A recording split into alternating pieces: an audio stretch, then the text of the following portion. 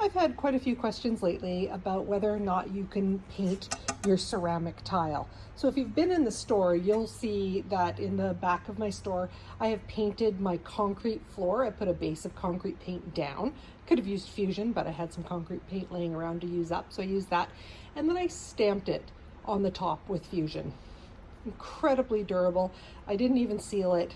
It's held up like you would not believe. So great. But what I wanted to do was try actual ceramic tile because so many people have been talking about it lately. So I popped down to Home Depot. I just bought a single tile. You can see it has a shiny surface on it. So I have cleaned this already. I cleaned it with TSP Alternative, wiped it down. And now what I'm going to do is add the Ultra Grip to it. So Ultra Grip, you just want to put a thin coat on. It can create texture. I am going to just use this old chip brush that I can throw in the garbage when I'm done to do it because it's really hard to wash out of your brushes and your rollers. But if you are doing something that you want really smooth, then I would suggest you roll it on or use a better brush than that. All right, so I'm not going to be real precise about this. I'm just going to throw some in the middle. This is just for an experiment. So what I'll do is I will coat this entire piece with the Ultra Grip, and then I will let it sit overnight. I'll come back and I'll paint it. I don't know what color, probably something super fun and bright because it's really dreary and ugly outside. And then I'll stamp a pattern on it. I'm going to seal it after that and we'll see how it holds up. All right, so I have let this sit overnight. You can see the texture that the Ultra Grip has left behind. Okay, but there's really good adhesion there. Now, if I had rolled that on or used a good brush, I could have avoided having that texture. So do know you can make it very smooth. This is a practice thing and I actually like the texture on it, so I've left it like that. Now what I'm going to do is just paint it. Got a bit of Fusion paint here. This is a custom color that we've mixed here at Cat's Relic Revival. I call it Maui Mama. It's a beautiful color. I'm just gonna chuck a bit on there. This is not the way I normally paint, just to be clear, but just want to show you. So what I'm gonna do now is just cover this completely. And then I'll let it sit probably for a couple of hours. Really won't need to sit that long, but I'll let it sit that long. And then I'm gonna stamp some sort of a pattern on there. I haven't decided exactly what it's gonna be yet, but we'll stamp something on there. And then I will top coat it. We'll see how durable it is. All right, we're getting ready to stamp on that ceramic tile now. So when you stamp, you can use a couple of things.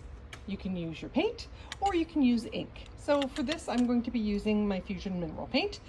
I really like it a little bit better on furniture. If I'm stamping on fabric, then I prefer the inks, but everyone has their own personal preference.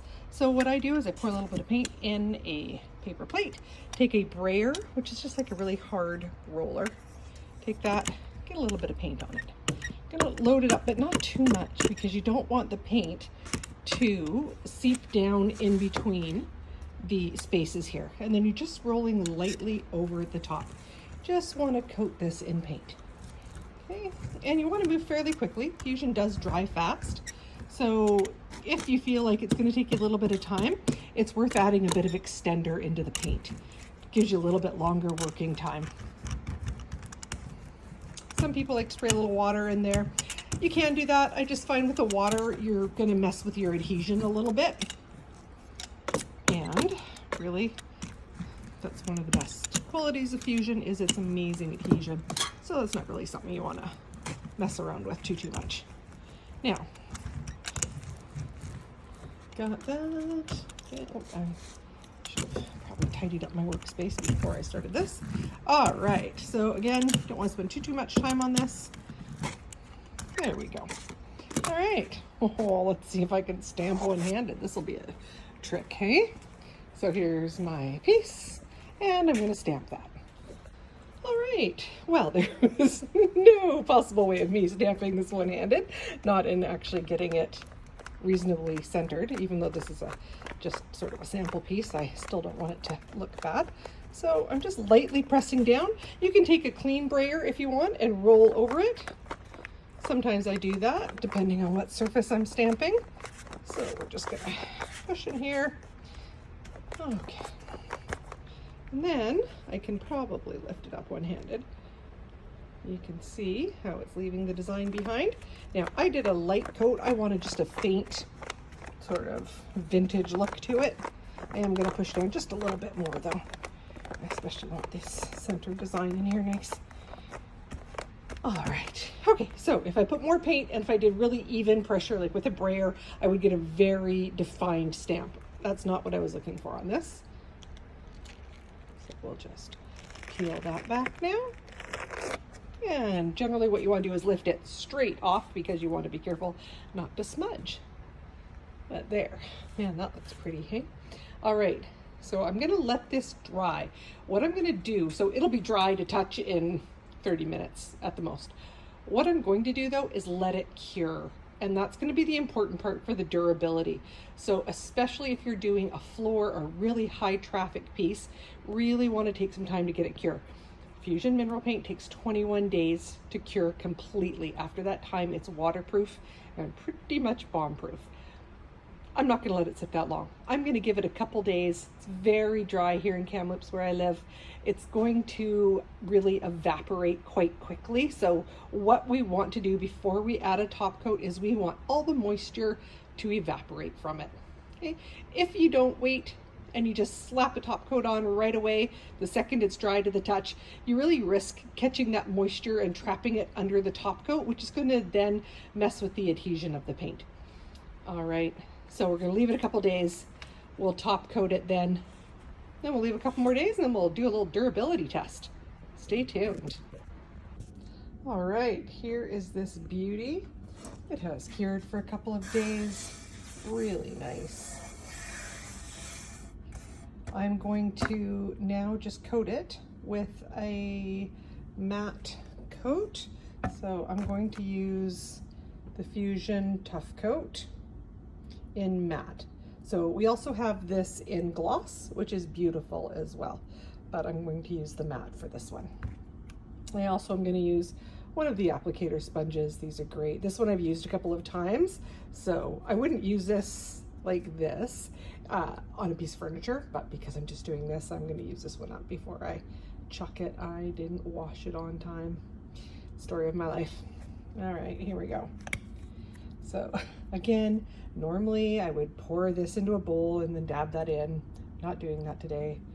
We're just gonna swoosh some on there. Not exactly the best technique.